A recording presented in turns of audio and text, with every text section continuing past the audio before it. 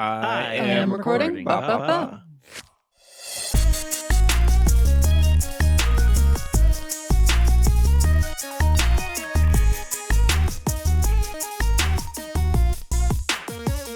What's up, everyone? Welcome to the 616th episode of the Pokemon Podcast. It's super effective. I'm your host, Steve. With me is Hannah. I am here. I don't think I was cheating in Pokemon Go this week, but I may have discovered something on accident. Oh, ho, ho. It is time for true confessions. New segment. What games are we cheating in this week?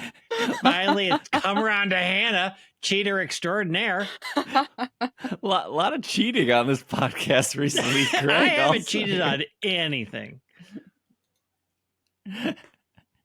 Perfect. Well, it's another episode with, the planning of there couldn't possibly be more Pokemon Sleep news this week, but man, those developers love to communicate, which is a good thing. We have some Pokemon Sleep news. We have finally a little bit of news about Pokemon Pocket, which is the TCG Yu-Gi-Oh! Duel Links app that is eventually supposed to come. I think they said this. I'm almost positive they said this year. They just didn't say when. Yeah. This year. And then we have some Pokemon Go news, and we have some James Turner news, which if you don't know who James Turner is, we will talk about that when we get there, which is probably some of the more exciting news we've gotten recently. But nothing is more exciting than Pokemon Sleep. One of the most complicated Pokemon games ever made. And Entei is on its way here, and they did do the event outline for Entei. Again, if you're not playing Pokemon Sleep yet, but you've maybe played Pokemon Go, just imagine if Niantic was good at communication. That's what Pokemon Sleep is. Mm-hmm. Just, we're going to tell you everything that's going to happen. We're setting your expectations. I mean, this is year one. We'll see how communicative they are in year two when they get tired of doing this. They want to move on with their life. Well, I think Select Button is a Japanese developer, and Niantic is an American developer. So maybe that has something to do with it. All right, Entei is going to show up. It's a 2-week-long event. This is exactly like Raikou. There are some changes here. Some are the same, though. You're going to be collecting Entei Main to exchange for items such as an Entei Incense and Entei Biscuits. Also, during this event, there will be limited time missions for both Week 1 and Week 2. Each one will earn you Entei Main. The area that you will be able to get Entei will be green grass. I think there was some speculation of maybe green grass and Topalo. It's just green grass. So you're stuck to going to green grass for 2 weeks here. Unless you don't care about Entei at all, then live your best life and, hit up Lapis, I guess.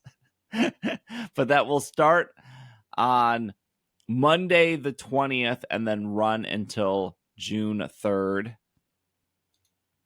And each time a fire type helper Pokemon brings you ingredients, during this event, it will bring you 1 extra. The chance of fire type Pokemon and fire type helper Pokemon's main skills will be multiplied by 1.5. Snorlax on green grass will have a locked in Lepa Berry, which is the one that fire type Pokemon use. This is the same as the electric berry Greppa, I think it was, for Raikou. Greppa. A few Pokemon of different sleep types will appear regardless of what sleep type you have for the night. Certain type of Pokemon will more likely appear. This is the big change here. So, Week 1, your fire type helper Pokemon will be boosted by 1. The main skill level of your fire type Pokemon will be boosted by 1, and then Week 2, the main skill of your fire type Pokemon will be boosted by 3, and then the second Sunday of the event, your drowsy power will be multiplied by 1.5. What does the main skill level mean? Well, the main skill level is for, I'll use Charizard as an example. That's the easiest one. Charizard's main skill is Ingredient Magnet, which means when you proc and you click on it and it procs, it goes like, here's more sausage, because Charizard's a sausage machine. Mm-hmm. When you level up, so when you catch a Charmander, your main skill would be level 1. When you evolve it to a Charmeleon, the main skill would be level 2, because anytime you evolve a Pokemon, the main skill goes up. Obviously, Charizard would be 3. If you had like one of those gold main skill seeds, you could manually increase it. But what it's saying is on week 2, your Charizard will have a main skill of level 6, which is crazy. It's only temporary and it's only for fire type Pokemon. So, if you have a Typhlosion, that main skill will be level 6. If you have a Ninetales, that main skill would be level 5. And that will last all week. For Raikou, they did week 2, you would start at Ultra 4 for everyone, which was like cool. But that's not happening this time. It's this main skill stuff. A little bit bummed that it means you won't be able to boost your Dedene's main skill with that, because that would be fun. Yeah, main skill Dedenne. Fire type only. Got my shiny Arcanine already. Oh, you got a shiny Growlithe? Yeah. Or Arcanine at some point? Oh, I had a shiny Growlithe, and now it's a shiny Arcanine. I realized why I didn't put my icon as shiny Geodude, because I caught it as a shiny Graveler, and that Pokemon's bad. And I would never use it as my icon. I was like, I should do it. I went in there, I'm like, why don't I have my shiny Geodude? That's right, I didn't catch it as a Geodude. I caught it as a Graveler. As the Brilliant Diamond Shining Pearl fan you are, Greg, I know that Geodude is up there for you. I love Geodude. Remember when there? I have a picture in the background. I do like Geodude.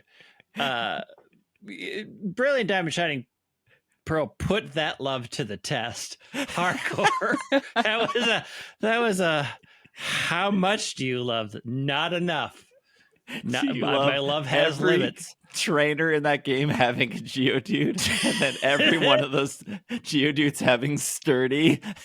It's a great experience. Although I did, as I'm now playing through Scarlet, did get a shiny Geodude just walking on a mountain. I'm like, oh, hey, okay, sure.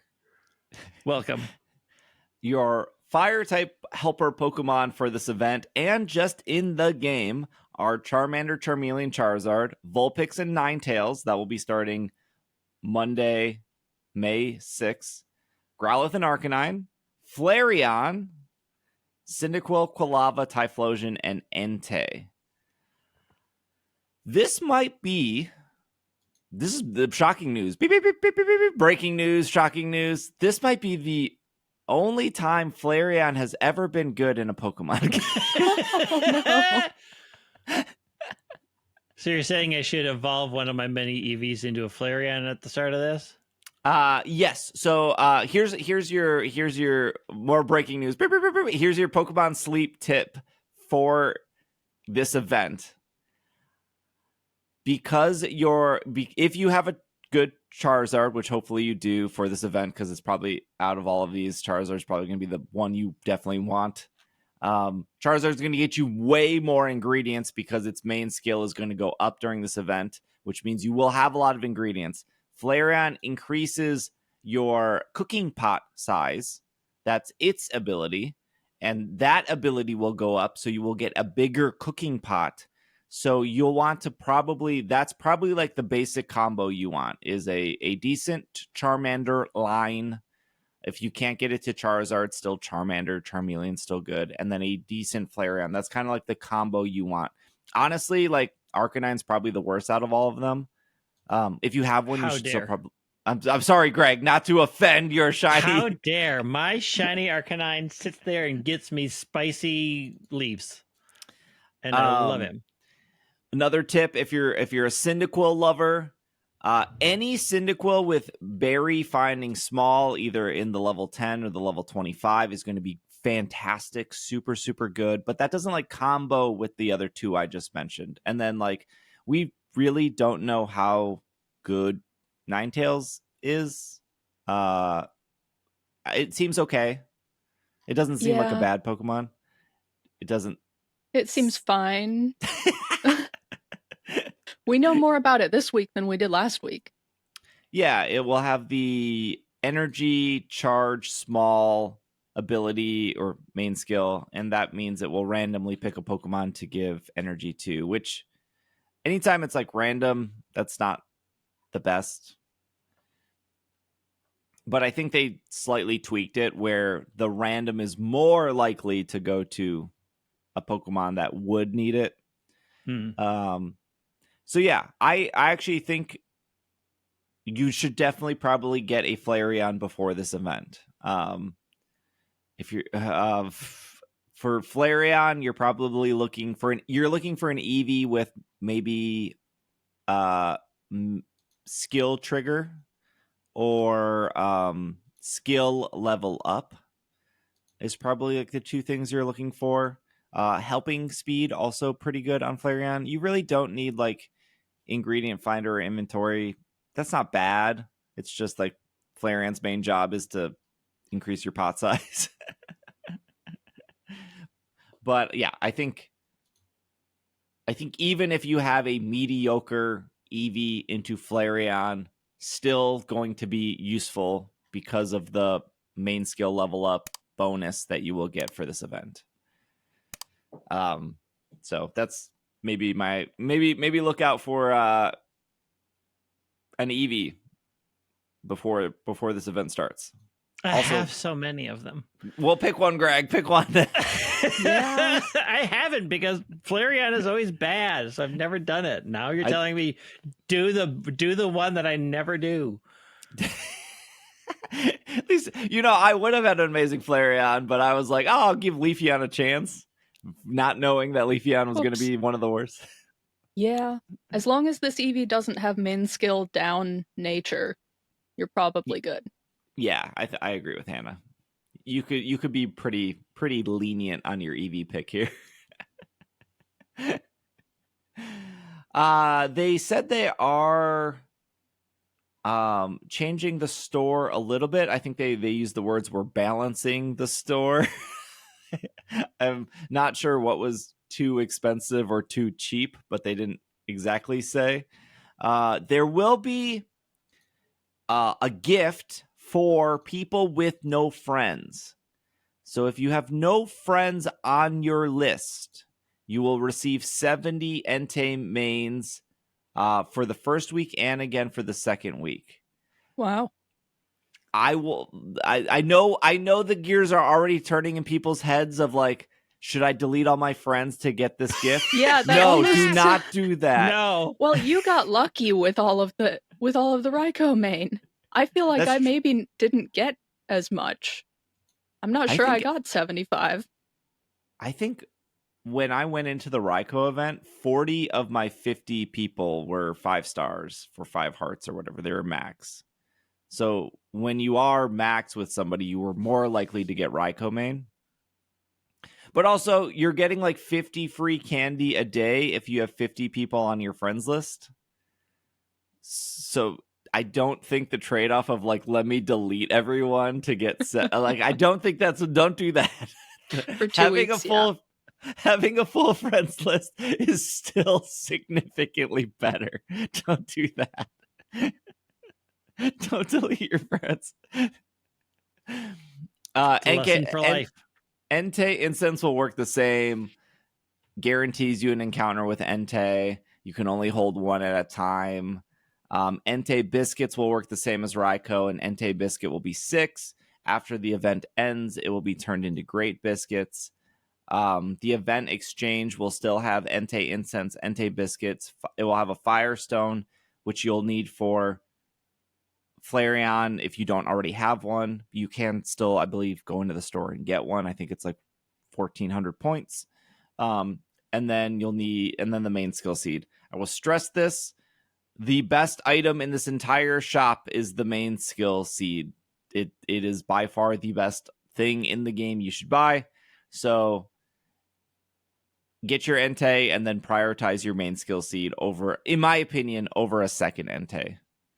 I don't know anyone who got a second Raikou that was better than the first Raikou. I'm sure someone did. Somebody did. The chances someone did. I have like 4 main skill seeds. I don't know what to do with them. Save them for Ralts if you got a good Ralts. I don't have a good Ralt. I only have 1 Ralt. Yeah, I know. I'm saving it for shiny things, and then I'm like, it has to be a special shiny thing. And thus like Master Balls, they sit, and I'm like, I'll wait for the right moment to use it, and that never happens. I think, I mean, if you don't have, look, I've had Lapis unlocked for 2+ months. I still don't even have a good routes, and there's probably people who don't have Lapis unlocked at all. So if you have like a good Wigglytuff, that's good for that, or a good Sylveon. Those are the 2 energy for everyone's before you get to Ralts, and it might be a while before you get to Ralts, and then it might be another while before you get a good Ralts. So I think those are good, and I think Blastoise, Charizard, Venusaur are good for main skill seeds because they're some of the best ingredient mons. But in this case, the boost cannot go past what exists. So if you have a Charizard at main skill level 3, it's going to go to 6 for this event. If it's already at like 5, it caps at 6. So maybe I would, if this didn't exist, I would have maybe been like, oh, use your main skill on Charizard for this event. But we're getting it free this week, so you can kind of hold off on using it. Yeah, that's the whole Entei event. Seems good. I don't have any no notes. Seems great. Besides the fact that it's only on green grass, yeah. Yeah, I mean, yeah.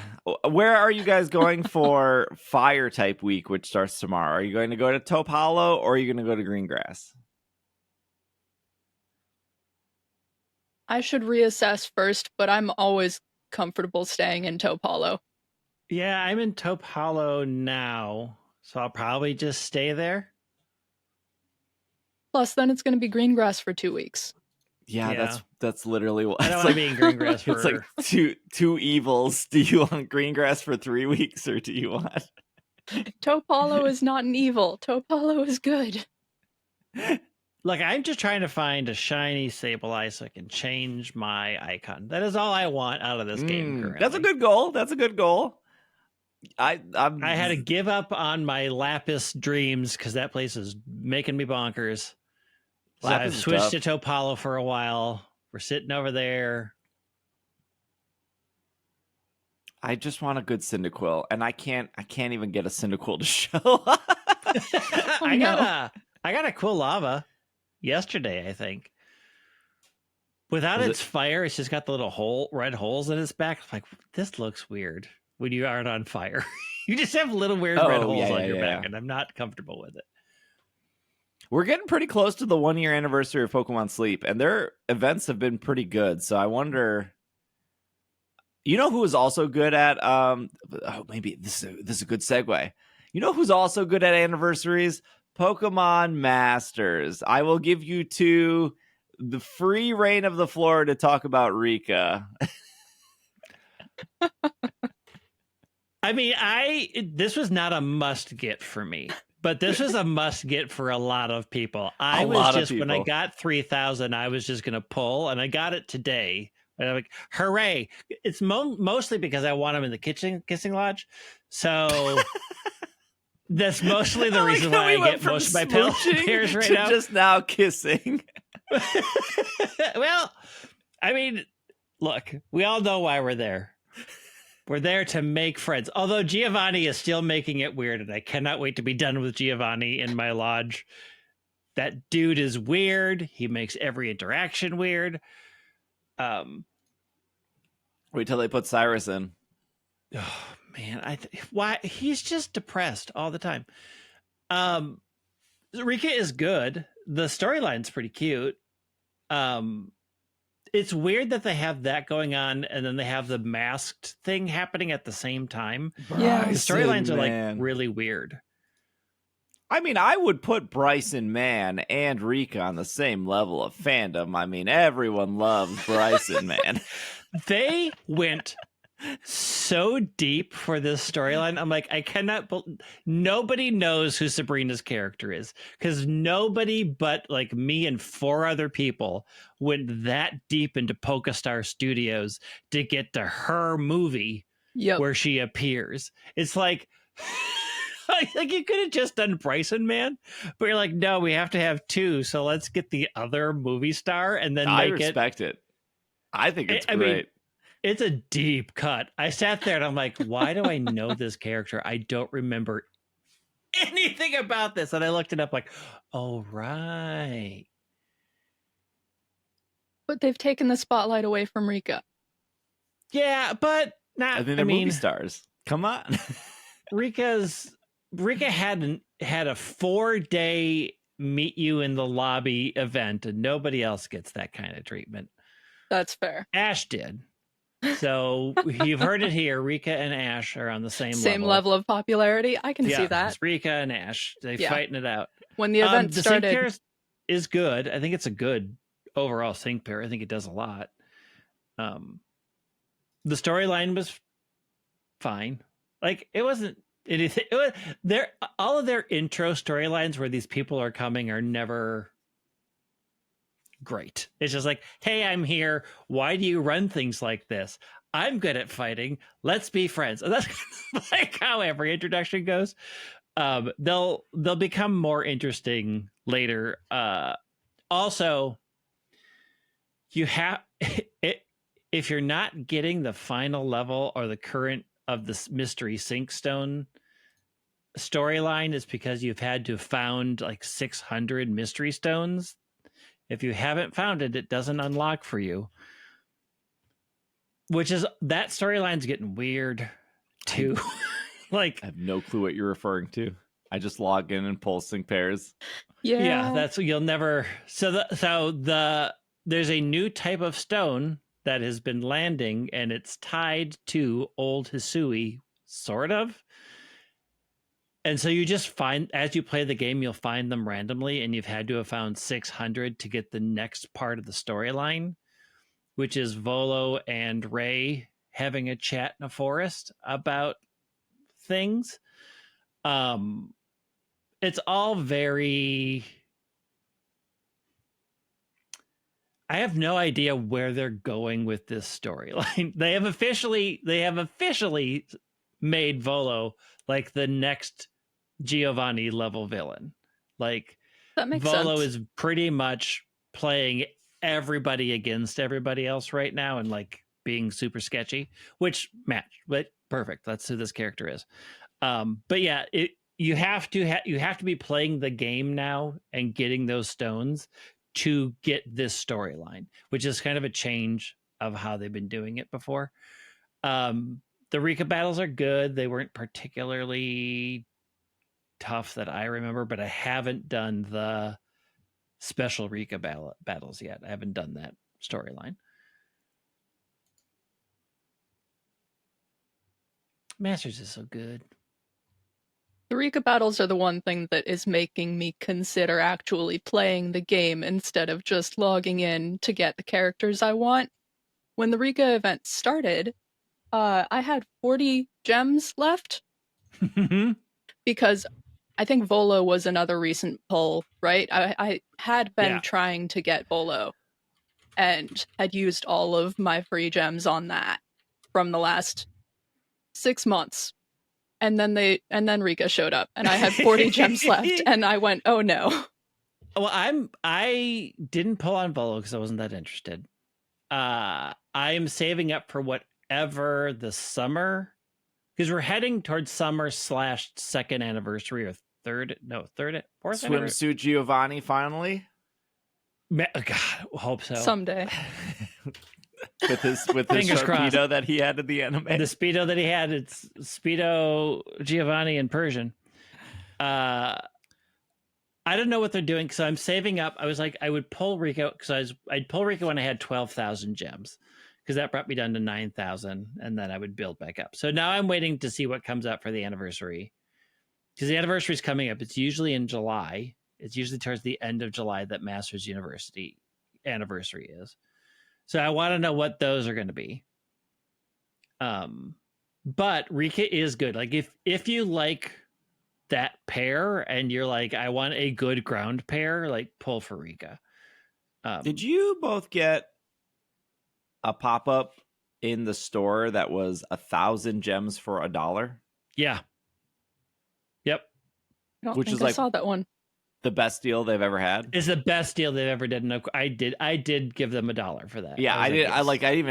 I thought I didn't hesitate to give them the $1, which is maybe bad on my part. It was a really good deal for them. Like a frighteningly good deal for how bad their prices are. Wait, so Hannah, have you spent money on this game, Hannah?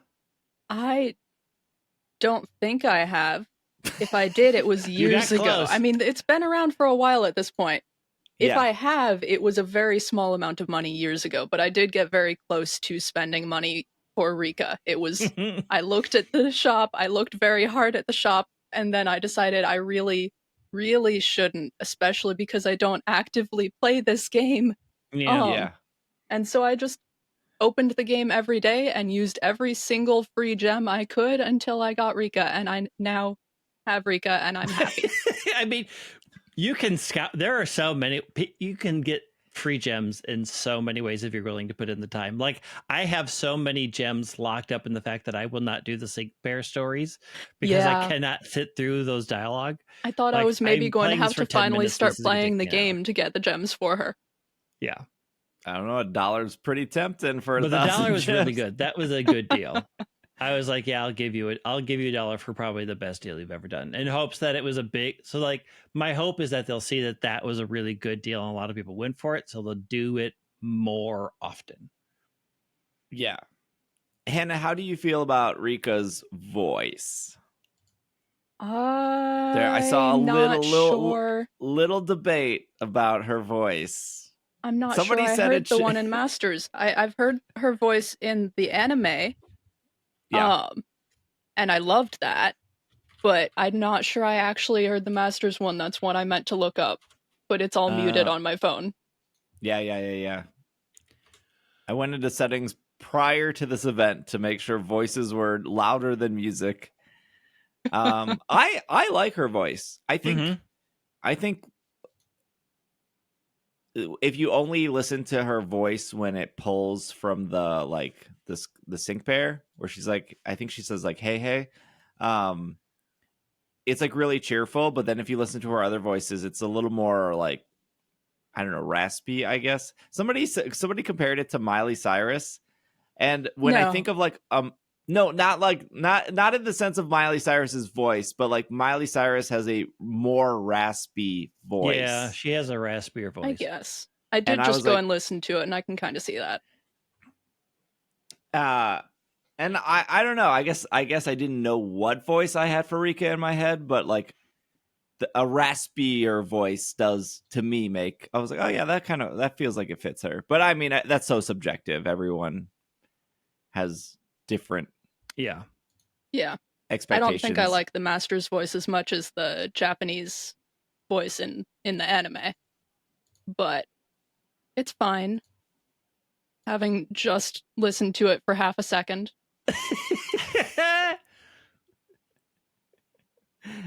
Yeah, I saw a lot of people very excited for Rika. Not surprising. I would wager to guess once they introduce Larry, that will be. Oh man, I will spend money to get Larry. I'm telling you right now. And if Larry goes into the lodge, 100%. What's the top package? I'm pulling every day. All right. Well, we got the Masters out of the way. We got the sleep out of the way. Let's take a break. When we come back, we have some more news. So we will be right back. And we are back from our break. We have an update. We have Rika update. in our break, I went and listened to the full YouTube video of Rika's voice, and my opinion has changed. It is amazing and fantastic, and I love it. And yes. Yep. Good. Happy to have that character. Probably going to play that game more now. That's why I kind of suggested maybe go into the menu and listen to more samples, because I think the initial one is a little deceiving. Mm-hmm. The hey one. Yeah, she seems real great. I'm sure she will definitely get a seasonal pair now that she's here. I don't think they've ever done seasonal before the character has been first in. No, I don't think so. I think once the character's in, then they're eligible for eligible for seasonal. There's not a lot of talk here about the Pocket stuff, but it is the first bit of Pocket news we have. The Pokemon Company and DNA also makes Pokemon Masters. Good transition. Just we're spot on here. Smooth. They announced a new subsidiary company. I said that word wrong. Subsidiary. Hannah. You're close. Subsidiary. Subsidiary. Thank you. We're all learning together. The company is called Pokémon Card D Studio. And that studio is supposed to help with the development of the Pokemon TCG Pocket. They're very into the subsidiaries right now. Yeah, they sure are. It is sort of a weird way to organize your teams and your business, but I mean, it works. It makes the funding clear. Yeah, I cannot imagine how hard it is to have, like, this company is making this game, this company is making this game, we have this anime, we have these cards, we have this merch, we need this stuff to line up. I'm sure it's incredibly difficult. The name, on the other hand, it instantly reminded me of Square Enix making a company called what was it called? It's like Creative Business 3 or something like that. Yeah. It's like the most generic name ever. But like they're responsible for like Final Fantasy 15 and 16. They're like, is it Creative Business Unit 3? Isn't it? Yeah, I think that's it. Creative Business Unit 3, which is like the most generic / also evil organization name. Like, it is so blind. You're like, they are totally experimenting on puppies in that place.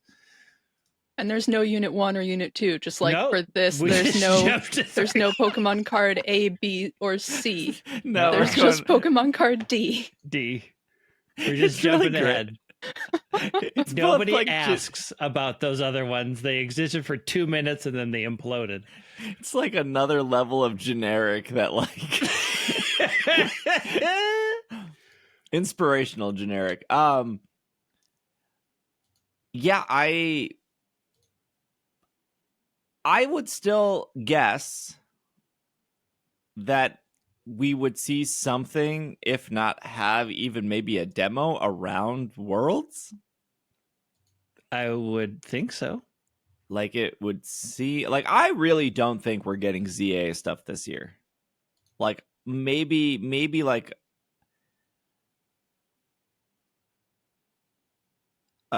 maybe like a reminder that it's coming, whether that's like a slightly longer version of what they've already shown.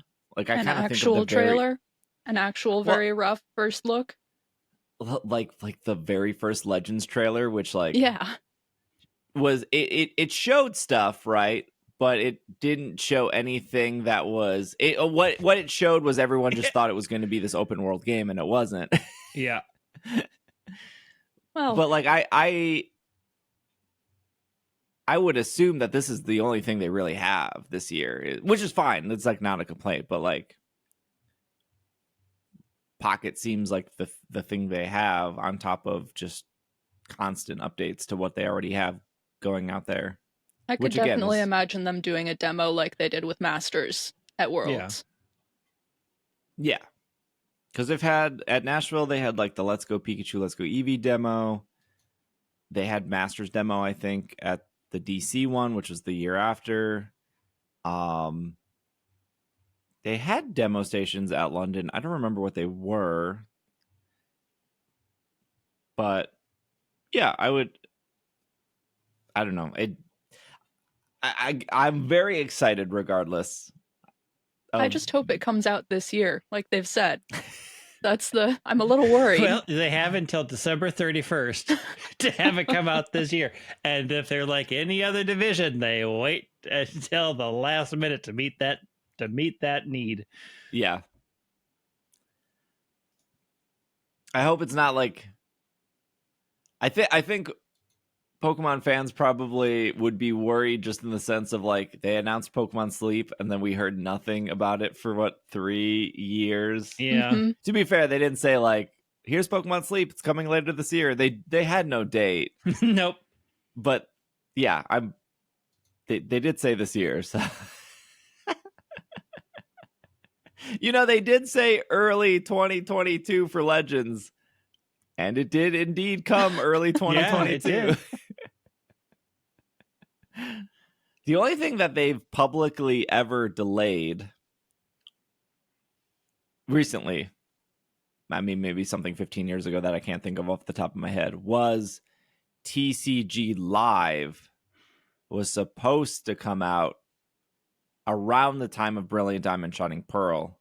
And then they actually said, we need more time for this. Which in reality they should have said we need more time for Brilliant Diamond Shining Pearl. Yeah. But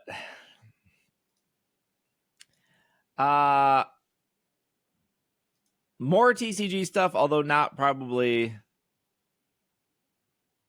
for a very specific set of people, I guess. There's a new facility in Tokyo that just opened on April 25th, called the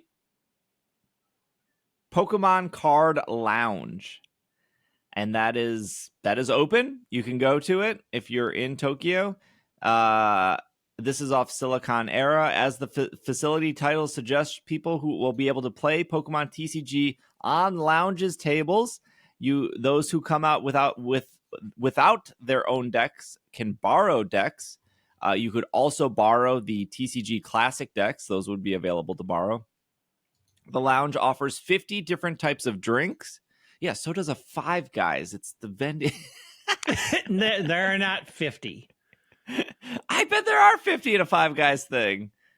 Because you could do Coke, and then that Coke has like 8 options, and then you could do Coke Dr. has Pepper. 4 options. What? The one in Richfield has 8. What flavors? It's vanilla, cherry vanilla, lime, strawberry. That's 5. And then you've So got far, Coke Zero and one over Diet what I said and Coke. 3 away from what you said. So Okay. We'll have breaking news next week when I take a picture of all the Coke options at the Five Guys in Richfield, Minnesota. Anyways, this lounge will offer 50 types of drinks, 30 types of snacks. All of that is free to you after you pay your entry fee. And then you can access the lounge for 60 minutes. It is 1,650 yen, which is equivalent, at least today, because the dollar is very strong there, it's about $10 to get into. And then you can add 660 yen for an additional 30 minutes. You can also just max out and have 3 hours. That is 3,650 yen, which is about $25. There are private rooms that you can rent a whole room that will host 4 people. That is 8,250 yen. I already did the math. It's $49 because I was like, maybe I'll do that option. Me pretending I have 4 people to play Pokemon TCG with randomly in Japan is a scenario I would like to happen, but probably won't. You can also extend that out. They are saying the lounge is cashless, which is actually kind of rare for Japan. Japan loves their cash. The lounge also has a merchandise area, and if you go to Silicon Era, well, obviously in our show notes you can see the merchandise. They have shirts, notepads, pens, screen cleaner, tote bag. Like that brown shirt a lot. Yeah, merch is good. The merch is really good. Also, the next Detective Pikachu movie has to start in this lounge where the criminals are coming in to hire Detective Pikachu in a private booth, all noir-like. I'm into this. Make it happen. So as somebody who is going to Japan relatively soon for Sendai Go Fest, it is a nightmare to book a lot of popular things in Japan because you're not only fighting with tourism, you're fighting with people who live there. My friend Julie, who has lived in Japan for 8 years, she told me she's never been to the Pokemon Cafe in Tokyo because it is so hard to get a ticket to it. I've successfully booked it both times I went, and it took me 4 nights of staying up until 4 a.m. to book this. Because what will happen? I will give you the tip. Here's the tip. I have no gatekeeping here on how to do this. So it goes live at 6 p.m. every day in Japan, 6 p.m. JST, and then it will open up 52 seats for the cafe in Tokyo. It's the same for Kyoto, but I think Kyoto, is it Kyoto or is it Osaka? It might be Osaka. It has a little less than seats. So every day you can book 31 days out. So if your trip to Japan is in 2 weeks, that ship has sailed. You are not getting into the Pokemon Cafe. Like you have to really plan out your 31 days of like, you got it. And there's like 6 days I'm in Sendai. So that's like 6, like I could book, but it's like 2.5 hours from Tokyo to Sendai. So it's like, am I going to leave Sendai 2.5 hours down to go to the cafe and then 2.5 hours back to Sendai? So anyways, it's 4 a.m. Central Time. It goes live. When it goes live, you have to be on the website. Keep the website in Japanese. I know Google Translate will be like, we can translate this website. Don't do that. It's not helpful at all. Just it's a Japanese calendar. You know that like 31, it's still a calendar. It's very easy to figure out. And then what will happen is all the seats will pick, and you have to tap on one and then scroll down and hit. You have to tap on the day, scroll down and hit OK, and then you'll see all the times. And you just pick what time you want, which is literally any time you see first. You click on that once, and then you hope it loads. Don't refresh or anything. And if it loads in, it will ask for your name, a phone number, and an email address. And then the email address is to send you like a 6-digit PIN to then verify that you're not a robot. And then you can continue with the booking. Once you get into the name part, you have like 10 minutes you're like safe. It's not like somebody else is like going to enter their information faster. But what will happen, this is the part people don't know. Here's the tip.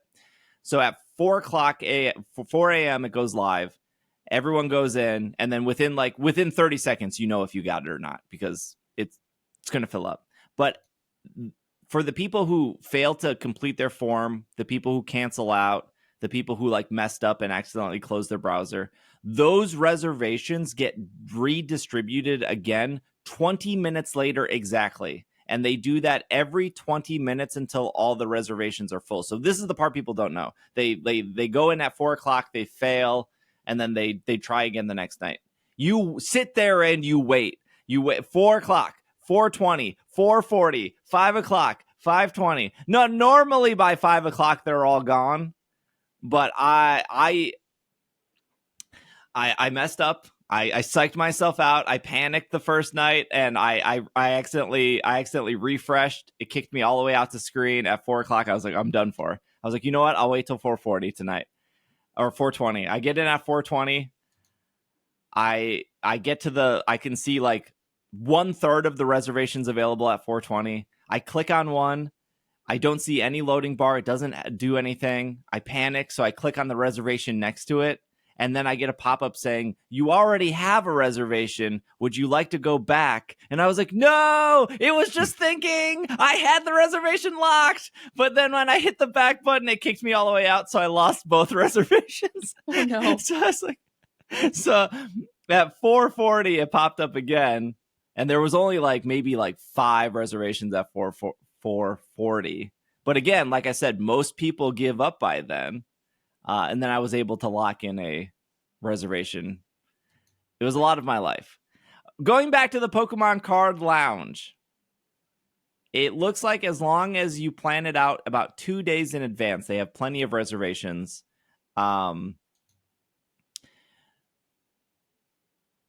It's just playing TCG. So I guess that the Pokemon Cafe experience is definitely you're going there and you're getting very unique meals. They change the meals every couple months. There's exclusive merch. It's like this whole thing. A visitor will appear, whether that's like Gengar or Eevee or Pikachu or whatever, they'll appear and they'll do their song and dance. This is literally just a lounge where I'm curious because I do plan on going. I'm curious, are people playing against each other? Is it just me and my friend going to play against us? It's cool that there's like a lot of cafes, like net cafes or cat cafes or something. It's you pay an entry fee, but you get a free drink. So that's not unique to this. That's a very popular thing in Japan of pay $15 to go to the cat cafe and you get an hour and you get a free strawberry milk as you pet cats. It seems really, really cool. It is in Shibuya. And like I said, it literally opened on April 25th. And yeah, I don't know if it's the best American tourist attraction because I don't know if a Japanese person who wants to play TCG wants to play against you and you're let me Google translate each one of your cards. Or if you brought your own American deck, they would be I don't know English. But I think if you and a friend are going and you're I want to check this out, I want to check out the merch, I just want to see it all together, it's a $20 experience for an hour for 2 people. That's not bad. That's not bad. And it doesn't, like I said, there's plenty of reservations when I checked. This is not the Pokemon cafe not the issue. Cafe. And the merch is really good. So yeah, I feel like it's almost worth it just for the merch. Yeah. I hope that, I don't know, that sounds like I'm gatekeeping. I was going to say, I hope that in order to buy the merch, you have to get a ticket. You have to pay your entry fee.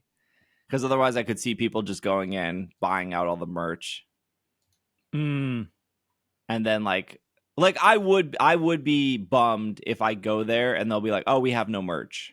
Oh, that I would kind of like something for my time going because the merch does look really cool. Now the Kirby Cafe, they do their reservations on the 10th of every month, and then they open it up for the next 31 days, and then that's it. So Kirby Cafe is a whole nother level of booking. Final Fantasy 14 Cafe, Greg. Pretty easy to get. Usually it's only booked a week or so out. Yeah, I've heard it's pretty easy to get into. Yeah, the Eorzea Cafe. How do you say that? Eorzea? Eorzea. The Eorzea Cafe. Yeah. We're countdown. Here's the bad thing. I'm going to just say this right now that I'm mad. Early access to the expansion hits July 2nd. Mm-hmm. I'll be in New York from the 4th. Mm-hmm. And I'm mad about it. I'm mad about it because I want to be my painter and I want to get a head start on it. And I'm going to have literally 2 days before I'm not allowed to play the game because I'll be in New York. Timing doesn't work well with GoFest. Fine. It's just that when I come back, trying to play that game is going to be an absolute chaotic nightmare for the first week. I can't remember the guy's name. Yoshi P. Didn't he say on stage that he was delaying it because he wanted to play the Elden Ring DLC, so he delayed it a week so he could play Elden Ring. Yeah, Yoshi Beat's the best.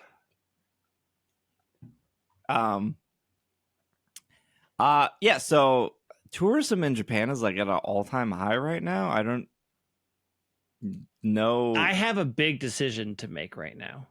What hit me with it? So the next Star Wars Celebrations is in Japan 2025 in April, which means I have to decide to buy tickets to Star Wars Celebration in Japan literally this week, or I will not get tickets. So I have to decide it in a year. Will I have the funds and everything to go to Japan, which I do want to, because next year's my 55th birthday and I wanted to take a big trip, and the things were like go to Japan or go to New Zealand. That was sort of the two choices. The Star Wars thing has pushed me towards the Japan thing, but I need to decide this week. Is that at Disney? No. Oh, it's at a convention center that's like north of Tokyo. Ugh, I forget what it's called. Disney owns Star Wars now, though, right? They Yes. do, but they don't do things. So I was like, was that a dumb question? No. Like, they have Galaxy's Edge, but that couldn't hold. They couldn't hold everybody there. Plus, there's nowhere to sit and listen to panels and stuff. So this is a whole like convention. This is a for whole Star convention. Wars. Star Wars is coming to Japan, and it is. How much is a ticket to said? Like, if it's like a $30 ticket, you might as well buy it, even if you don't know if you're going, right? But well, a 3-day ticket per person is $155, which is normal for a convention. That's not too bad. It's not bad. Something a year out. It's a 3-day ticket. It's 23,000 yen. It's April 18th to the 20th, which is fine, but it's already sold out. Like, the adult passes are already sold out. So all that's left are the single days, which is just like, okay, I have to decide that. I may already be too late in deciding to do this. It's Makuhara Messe, Japan, which I believe is just north of Tokyo. But yeah, I knew the 3-day passes were going to sell out. I just have to decide, like, literally now-ish, if I'm going to do this or not. And Brent's who knows like, what the conversion rate will be at that point? Huh? Who knows what the conversion rate will be at that point? Because it's better now than I've ever seen it in our favor. Yeah, not in Japan's favor. Definitely. Yeah. Yeah, it's definitely in our favor. This is the convention center that looks really nice. Let me put it in our little chat here. Speaking of convention centers, you can book your reservation. Dang, my trip, we are on fire with moving these. You can book your reservation to visit the 2024 NAIC Pokemon Center, which you do need a reservation for, even though I will personally say I don't think it was handled very well in Ohio, but that's besides the point. There's a pop-up Pokemon Center. Book your reservations. This is on Pokemon.com. It's on the homepage if you're looking for where to do this. If there will be exclusive merchandise you can only get at the event, you need to have a reservation to enter. That's what they're saying on Pokemon.com. So if you're in New Orleans, you don't need it. At least on Pokemon.com, you don't need a ticket spectator pass to the North American International Championships. You just need a reservation to Pokemon Center. This is the same in Ohio, which I think I'd probably argued it feels like spectators should have priority since they bought a ticket to the event, but they also want to sell their merch to anyone who shows up.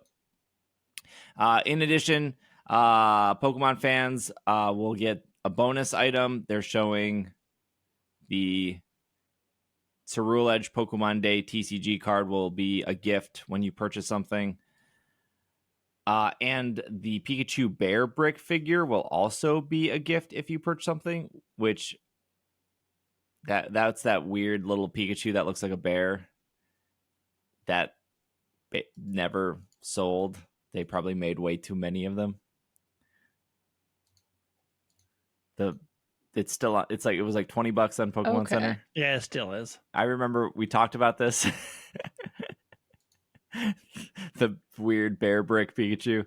Those are bonus items that it says that will be available as gifts with purchase while supplies last. They also go out of their way to say, just in case you purchase a lot of product, don't worry, we understand, but there will be a FedEx shipping kiosk available at the NAIC Pokemon Center pop-up store so fans can ship their items home for an additional fee. It is easier than carrying around your purchases during the event or trying to pack them in your luggage. The FedEx mobile shipping kiosk will be located outside Hall G, and you can now streamline your scalping experience by setting up a FedEx account now.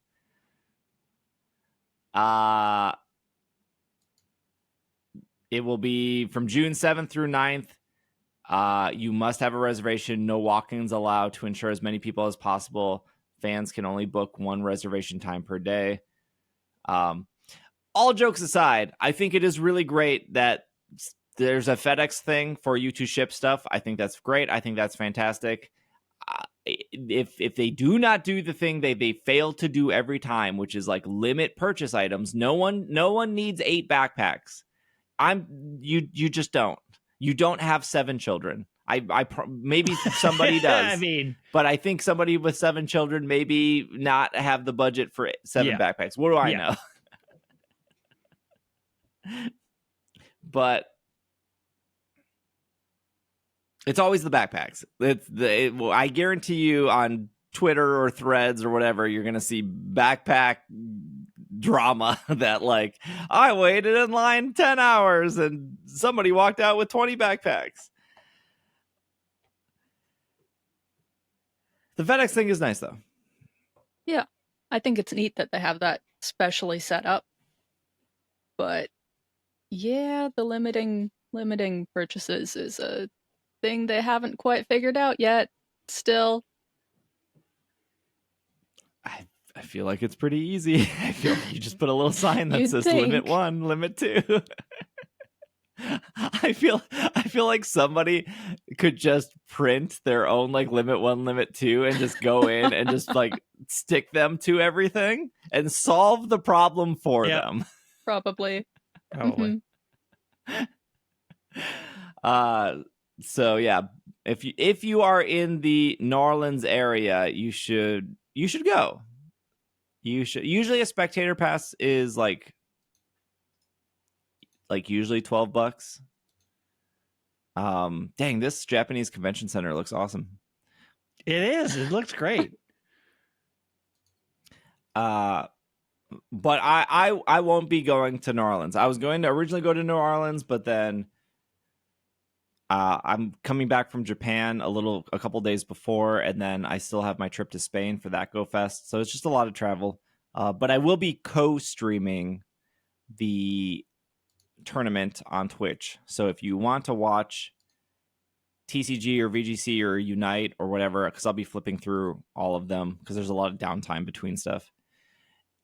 And you want to ask questions, like we this past weekend we watched a little TCG on Twitch, and it was cool for like Twitch chat to be like, I don't understand why they did that, or like, what are the dice for? What is that V-Star thing? And it's like very nice to be able to answer those questions where like if you were watching on the official Pokemon channels and you were in the Twitch chat and you were like, what are those dice for? You'd be like, what are you new here?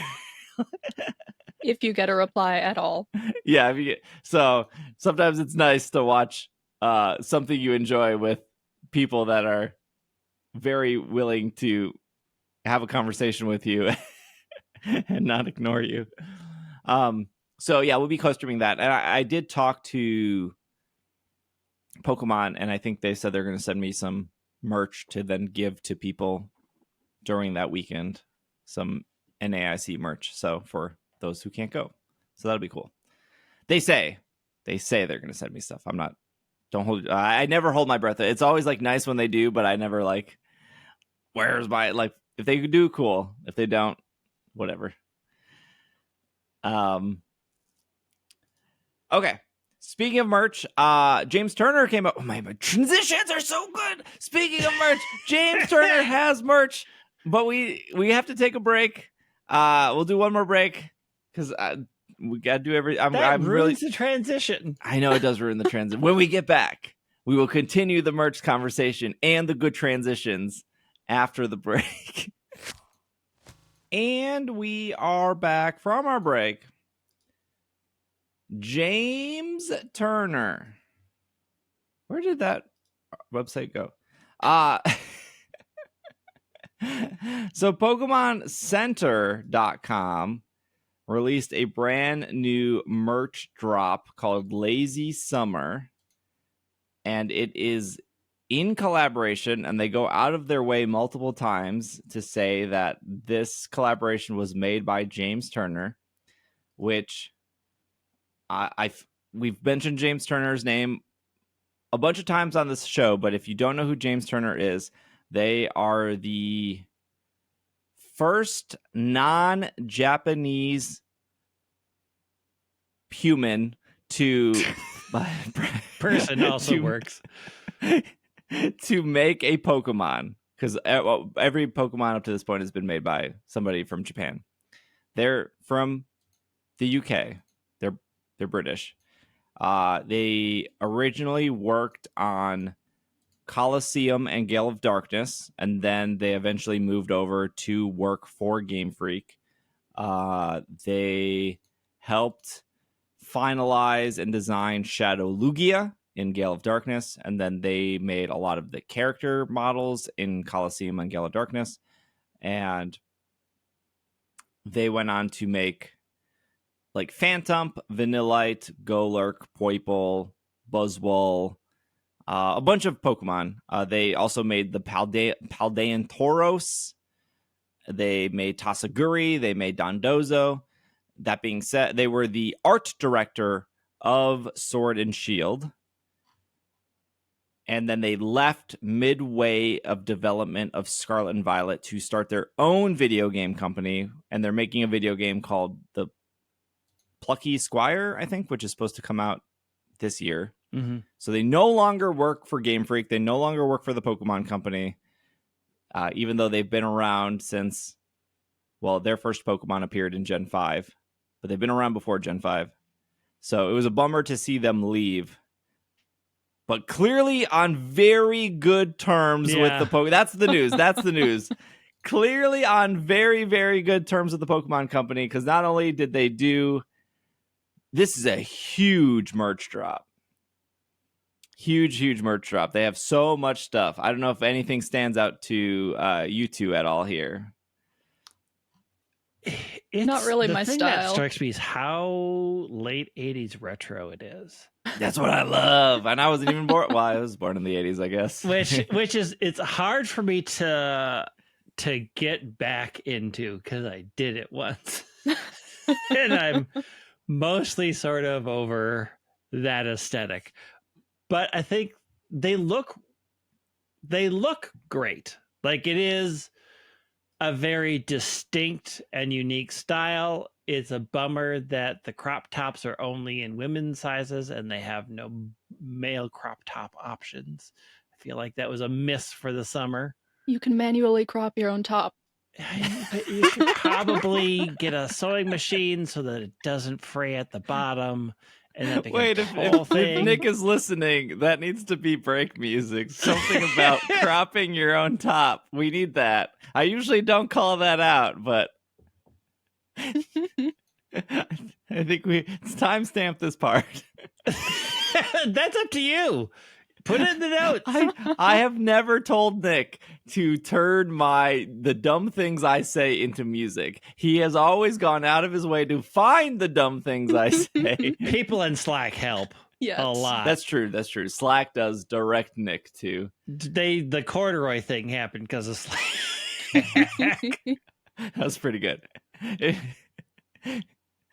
The premium, the ad free, the listeners get the weird remix versions of our voices in song form.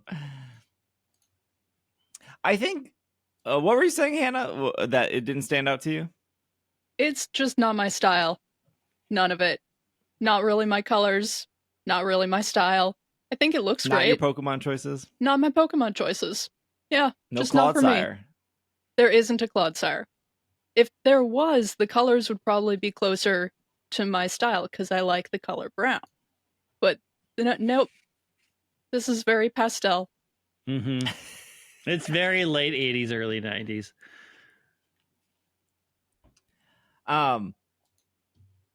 Yeah, just I don't know. There's something like really cool about them continuing to work with James.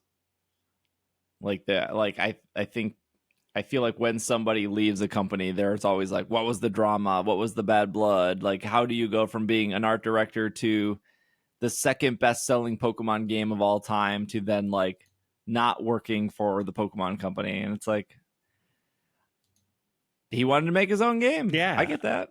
I Yeah. mean, that's I think we cool. said at the time, it's not surprising that sometimes you want to go do your own thing and you don't want to work for another person. You're like, I'm good at this and people like what I do, so I'm just going to have it be very direct at me. And there's, you know, that is an absolute option. Yeah, I mean, you don't have to stay at the same company for forever. I mean, I tried because I'm lazy, but And a lot of times you need to switch. In the environment we have today. But I don't know. It seems like he's still working with them well. I had honestly thought, because we all kind of decided that the world's logo this year is almost definitely James Turner art. I had kind of assumed that was done before the separation from Game Freak, just because Worlds is planned a fair amount ahead of time. But maybe not. Yeah. Oh, I see what you're saying. Like maybe they reached out and they were like, there was. I did try to look into because if you go to Bulbapedia, you can see like who did what. Like Bulbapedia is a pretty good reference of like so and so worked on this project or this logo or this, and the artist who has done a lot of those logos, they also have done like 40 some Pokemon cards, and none of them line up to like the same art style that you see on the current World's logo. And if you literally look at James Turner's merch on Pokemon Center, you can very see that this art style matches that. But there are some Pokemon cards not done by James Turner that do have like a broken line. But style. it's more than just the broken lines. It's the colors, it's the style of the eyes, it's the places, the way the shading is, it's the general shapes of the Pokemon's heads and stuff like that. There's a lot of things. Yeah. But at quick glance, the thing that gives it away is the lines not connecting fully. But like also, like James is not the only artist in the entire world that is does not connect his lines. There's lots of people that don't connect their lines. Yeah, it's a cool set on Pokemon Center. I'm still always very, very impressed on how much merch the Pokemon Center continues to put out over and over and over again. Yeah.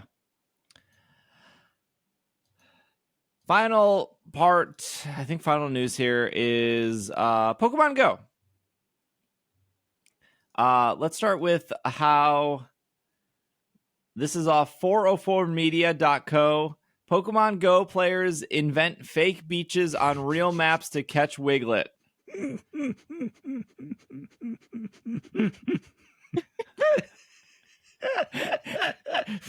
for our audio only listeners, Craig is uncontrollably laughing. It's just like, oh God, it's so stupid. It's really good. Oh boy. The article is kind of locked behind a paywall, so I don't know if it worked or not. I feel like this isn't the kind of thing that would work. I don't know why. Why this article is paywalled is beyond me. I'm not paying for it. It says it's not a paywall, it's an account wall, but yeah, still. but I'm not giving something called 404 Media. they're saying, for those that don't know, Pokemon Go uses a thing called OpenStreetMap, which is, if you're like, what is that? Just think of like Wikipedia, but for maps. That's like anyone can go in, anyone can edit it. You can see like the revision history. People will correct it. I learned very early on that I was not cut out to be a wiki editor. Those people have a different level of patience or timeliness. Not great here. So ultimately, what people were doing is they were going into OpenStreetMaps and then changing areas to be beaches, and then therefore those beaches would show up in Pokemon Go, and then Wiglet would appear because Wiglet is only appearing on beaches. Greg just sent a new article. This is off Yahoo.com. On April 22nd. Yeah, Yahoo Tech. On April 22nd, Wiglet was added to Pokemon Go. There's the author is saying, so this means if you live in Kansas, as I do, you will have to travel to your nearest large lake or river to catch Wiglet, or if those lakes and rivers are not considered beaches, you will need to travel further. Well, that's not the case, because using some code, I was able to see all the spawn locations in Kansas for Wiglet, and turns out I am surrounded by fake beaches. OpenStreetMaps is a free open source map tool that's like Wikipedia, meeting Google Maps, draws its real world data and locations. And since players have figured out 2 biomes in which Wiglet has spawned in, they can load up OpenStreetMaps, add fake beaches anywhere they want. And that would be frustrating for people who are trying to maintain a proper mapping database. On April 27th, in a thread, OpenStreetMaps community members spotted these issues of fake beaches and quickly connected it to the launch of the new coastal-only Pokemon Wiglet.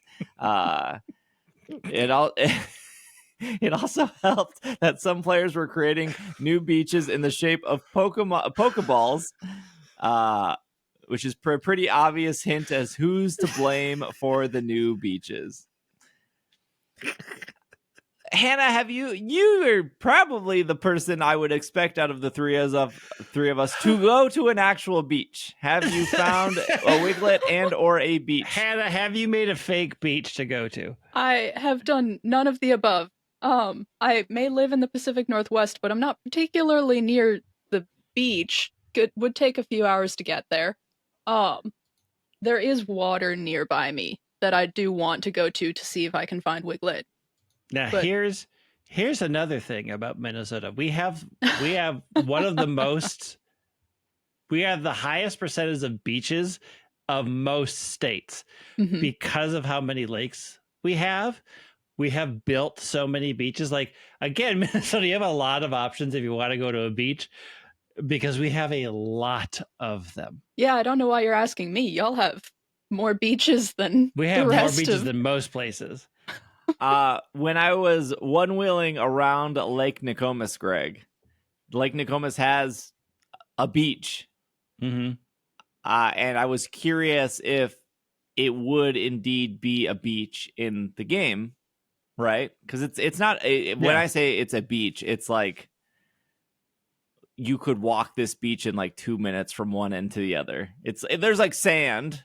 And there's like umbrellas. It's a beach. By all definitions, it's a beach. It's just a very small beach. And when I did click on a Pokemon on the beach, it did have the beach background. And then if I went 2 minutes over, it went back to park background or whatever. I did have a Wiglet pop up on my nearby, but that was before the OpenStreetMap drama of people. Like, I didn't realize Wiglet was so like. I didn't realize this. It makes sense. Yeah, it makes sense. Like if you live in Wyoming or North Dakota, or I don't know. Maybe they do have beaches somewhere. But it makes sense. Like, oh, I don't have a beach. How will I get this Pokemon? Yeah, I'll just make a beach. Yeah. Yeah. It's a regional. You're supposed to find the regionals or trade for them. That's the whole point. I think it is a cool way. That is a cool regional.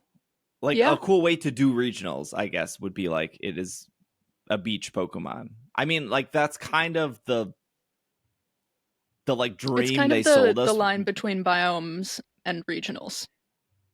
Yeah. Yeah. But I feel like this is the dream they sold us 8 years ago of like water Pokemon will appear by water and Geodude will appear in the mountains and Charizard will appear where maybe also mountains, I guess. I don't know. Where's the Charizard appearing? Or like Trubbish should appear in like trashy New York cities. City. The city. Rude.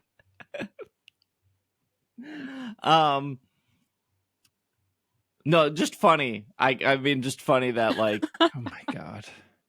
Yeah. Last bit of news here.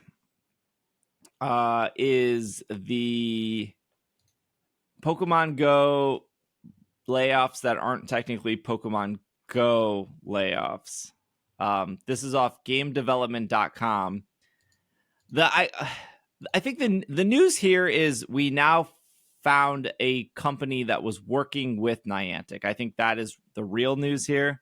But I'll read you the article. You can go from there. Pokemon Go co-dev Very Very Spaceship. The studio is called Very Very Spaceship. Lays off staff. It is unknown if Very Very Spaceship cuts have anything to do with Pokemon Go and Niantic or the studio's own accord. Various staff members were laid off at Very Very Spaceship, the Seattle-based company that handles tentpole features for Pokemon Go. Specific numbers have not been revealed. Those affected include producers, recruiters, and artists, and who have reportedly been at VVS for 3 to 5 years. VVS's most recent claims to Pokemon Go fame is the game's updated character creation. Senior character artist Kelsey Martin expressed pride in it, noting the changes made it more exclusive and more expressive for players. HR manager Sarah Carmen said that despite her sadness, she won't allow it to take away from the amazing work she or her team built. At the time writing this, it is unknown what prompted Very Very Spaceship's layoffs or how it affects Niantic's current partnership or development. And then they go on and talk about a bunch of other studios with recent layoffs. I think the tech layoffs is not surprising to anyone especially to anyone in tech right now, because Amazon, Microsoft, Sony, Bungie, everyone has had layoffs. It's why like Destiny 2's expansion was delayed like 6 months, because they were like, we laid off 200 people. Also, you're not getting your game for 6 more months. Sorry. When I went to Very Very Spaceship's website, it looks like they also did stuff. They're making their own game. They have their own game they're working on. They were doing stuff for Transformers Heavy Metal, which was canceled by Niantic. That being said, from my understanding, Greg can correct me if I'm wrong, or Hannah can, but when a company like Niantic hires another company to do stuff, whether or not that project gets canceled, that company is still getting paid. Like, you're still like paying. It strongly depends on the contract. A lot of companies will not pay or make a contract that payment is subject to completion, and that if either party cancels that is the end of that contract, and they'll pay out a small portion of it. It really strong, like there's a lot of what goes into those contracts. It is rare that a company is willing to pay all of the money to say, hey, we promised that you're going to make something you didn't, are bad. They build in a lot of backdoors to be like, well, it was canceled, and so since the product that this contract is for is no longer moving forward, contract is null and void. Usually that will go into litigation, and then they'll settle for some amount outside of court, but that will ultimately affect employees because the expected money coming in means that they aren't hitting their budgets. So then they will lay people off because they no longer have the budget to carry forward. It gets really messy real fast. But yeah, generally, if something gets canceled, most likely you're not getting anything. And depending on how you wrote that contract, you may have done work that they're like, cool, you did that on your own time. We're out because we're not going to pay for it because we have no use for it.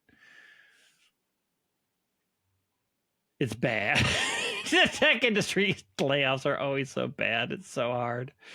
Yeah, Very Spaceship says Transformers Heavy Metal, a full-scale geolocated game. Heavy Metal includes a brand new AR experience with life-size Transformers, as well as 45 original characters. This was canceled by Niantic, but we don't know how much. Like, what was Very Spaceship doing for that? But what also can happen? What also can happen is that they could also retain everything that they made and decide, well, we'll switch it into our own game. So Niantic can no longer claim anything that they were working on because they canceled the project. So depending on the wording of the contract, all of those rights and assets may revert back to Very, and then they can do with it whatever they want. It really depends on what that contract said. Also, Hasbro was also somehow involved in that also. Yeah. So it was like Hasbro paying Very Spaceship? Was Niantic paying them? Like, how many people was it? Like 5 people? Was it 10 people? Was it 50 people when this project canceled? Where did those people go? Yeah. They worked on Pokemon Go. The Pokemon Go has less. It says Very Spaceship is currently developing tentpole features for Pokemon Go. That is the biggest buzzword I've ever heard. That affect the entire player base from the very first minutes a player spends in the game to trainers with 1,000 hours of play. We are excited to share more soon. Which sure sounds like the character creator. And then they were working on emerging technology for Microsoft, Google, and Niantic. We produced 12 game prototypes for Google during their development of AR Core. We launched 4 games for Microsoft's faster than light, low latency streaming protocol, and we collaborated with Niantic on their Lightship platform, which I think we've talked about that on the show. So they didn't say how many people were laid off. I think the people they reported that laid off they just found out because of their LinkedIn. Mm-hmm. I would suspect that this has nothing to do with recent character development drama. It's just way too soon. To me, it would be like, well, we're done with this project, or this was the deadline of the project, and everyone else is doing layoffs, and we don't like. It could be possible that Niantic was like, okay, we want you to spend 6 months on this, but we have nothing for you after this. Maybe we will, but right, like that day and time came, there was no new offer from Niantic, and they were like, what are we going to do with these people? Yeah. Are we just going to have them sit around for a month and hope that Niantic sends us something? Like, they're not Niantic's employees, so it's not really Niantic's fault that they didn't secure. It sounds like I'm defending Niantic. I'm not. I mean, they probably hired with the assumption that those other projects were going forward. Mm-hmm. And then as a stopgap measure, when those were done, they put everybody into the Go stuff to get it delivered, hoping that there would be a follow-up that probably never came. And then they were just like, okay, well, we can't keep this amount of staff. Yeah, I just can't imagine it was like, oh man, look at this Twitter drama. Start laying people off. Yeah, no. I guess It is surprising to, again, I think that the news here was, I thought this was done in-house. I thought like when I think of like the Mega Evolution, like I literally met the woman in St. Louis who worked on the Mega Evolution stuff. She was awesome. She was there with her husband, who I think also worked at Niantic or used to work at Niantic, and they were telling me how they like spent like a year and a half on it, and they were so happy when it launched. They were really proud of it, and they were so excited to see how trainers were happy with how they revamped. So I just would assume that there was like a team of like 5 to 10 people inside Niantic working on this character revamp. I mean, I would have assumed that their Lightship program was also fully Niantic, but I guess not. So, it's probably a mix in the team that worked on these things of Niantic people and people from Very Very would be my guess, just based on my experiences, but we don't know. Yeah. I feel like it's, when I think of layoffs, of like we need to cut people to maximize our profits because corporate greed, I guess it would be cheaper to be like, we'll hire this studio. Yeah. You're responsible for healthcare. You're responsible for vacation. Here's your budget. We're giving you, I don't know, we're giving you $20,000 for 5 employees for 6 months. You figure out how to give that to your employees. Give us a product at the end. So I used to work with contractors for a very, very, very large company. And generally contracting out is more expensive than hiring in. The issue becomes once you've hired them in, you have to go through the bad PR of laying them off when you don't need them. So a lot of companies pay more for contractors to be able to cut them off completely and say you're no longer our issue. The amount of money that you pay for contractors is almost always way more than hiring somebody in. Healthcare and all of that included.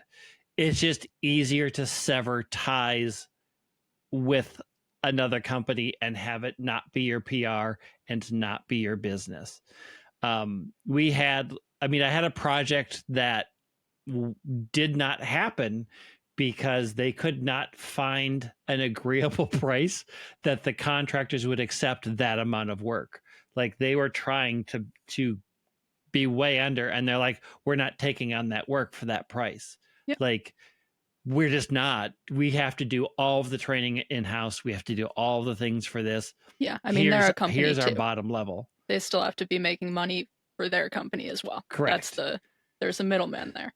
So the contracting biz allows them more freedom. It rarely saves them money as far as costs are, but it saves them headaches a lot of other ways. A lot of the time, at least. I mean, this doesn't seem to have separated Niantic from the bad press. No, I mean, so Niantic is coming off of heels of also doing their own layoffs. Mm-hmm. Like when all these companies are compounding on each other, where it's like you can sort of see all the dominoes fall over, everybody's going to get hit in that. And most people in the past never knew what contractors were or who was working with whom.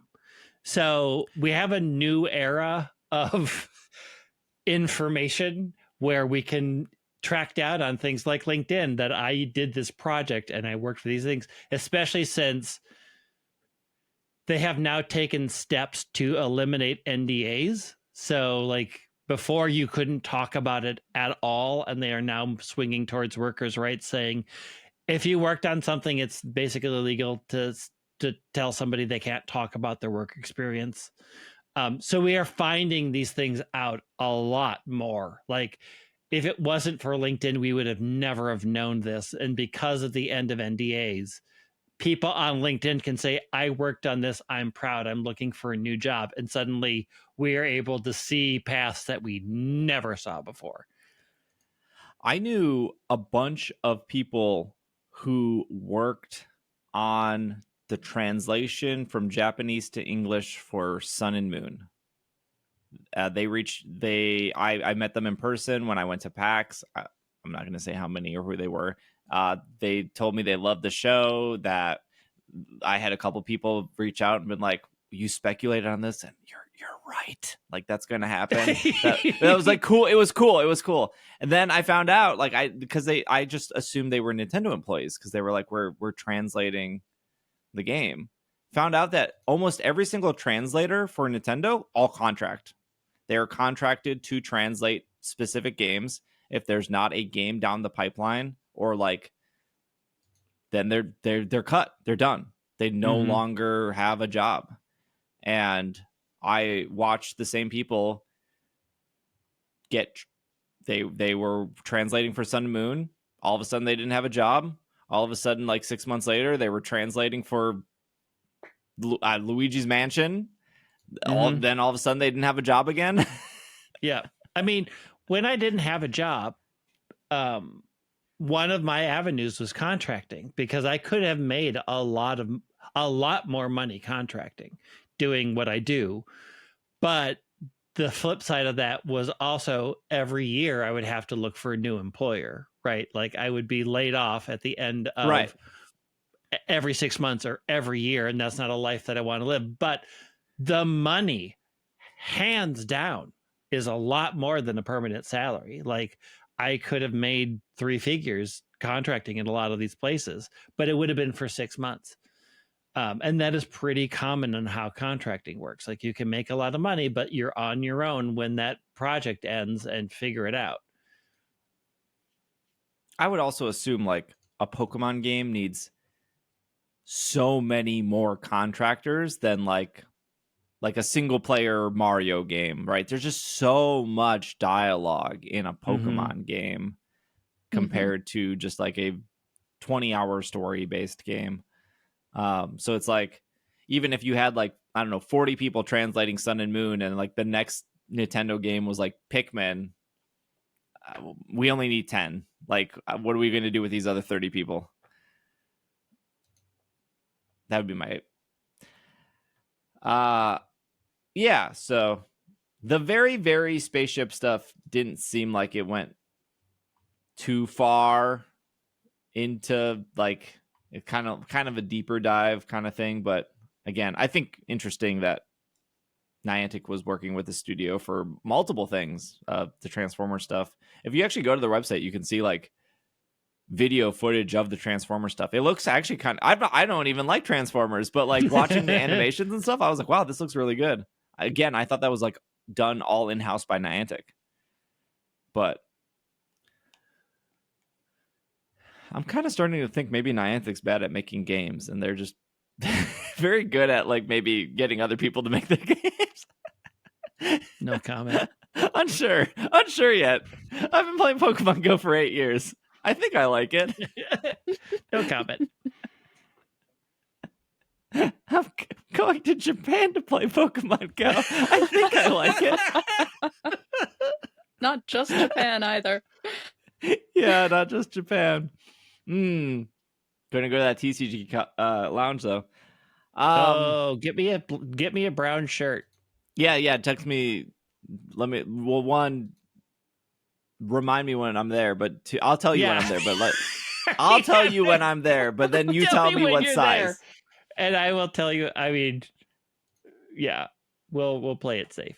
You might have to give me one more size up because Japanese clothes are correct. Yeah, yeah. I'll tell you how I think I would fit. I'll let you know if they're boxy or not.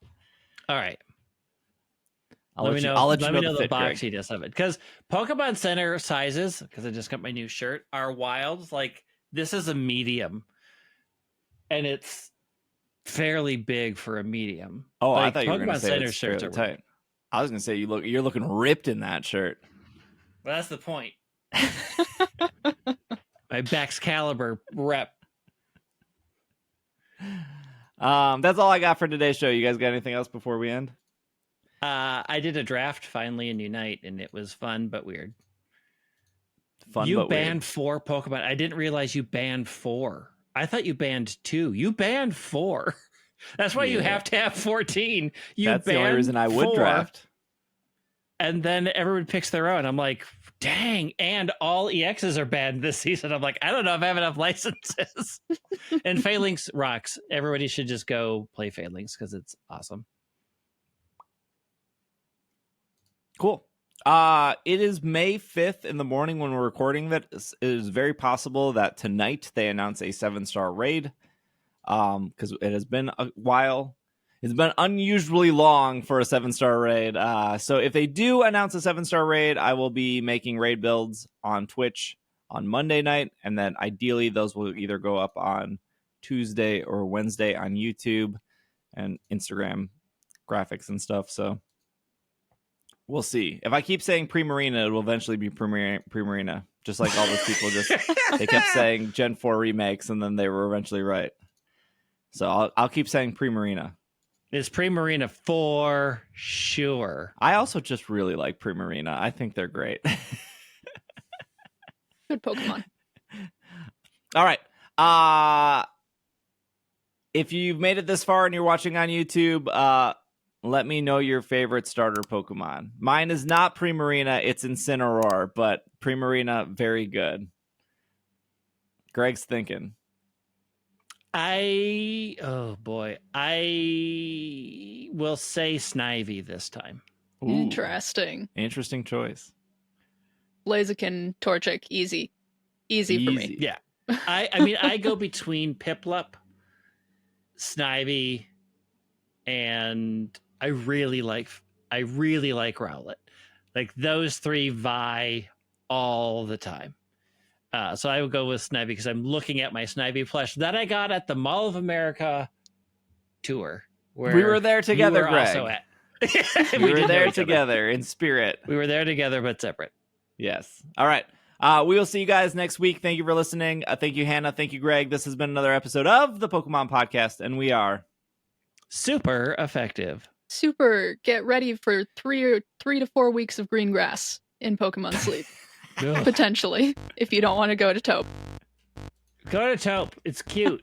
I agree. And it has the best music.